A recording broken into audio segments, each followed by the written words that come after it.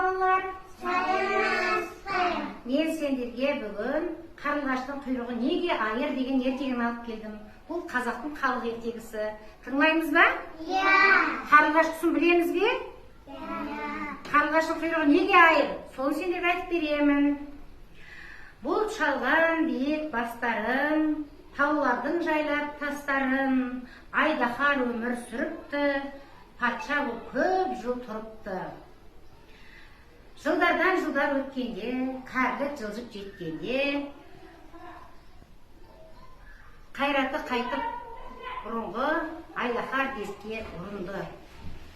Айдаһар қартайып ауырады.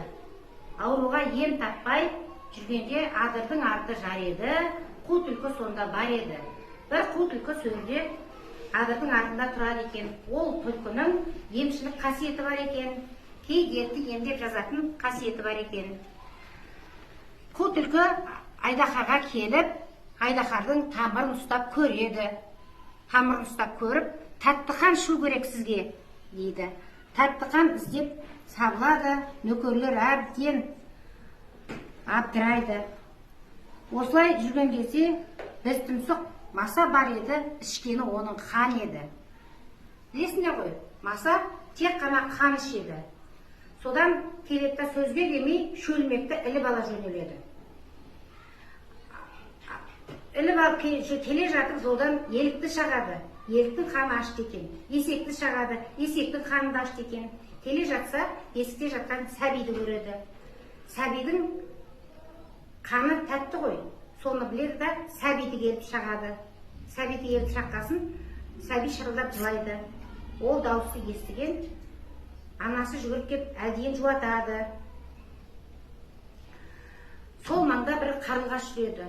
Ол егер жаңағы тәтті қанды айдаһарға алып барса, айдаһар емінен жазылады да қайтадан халыққа зорлық-зомбылық көрсетеді ғой. Сондықтан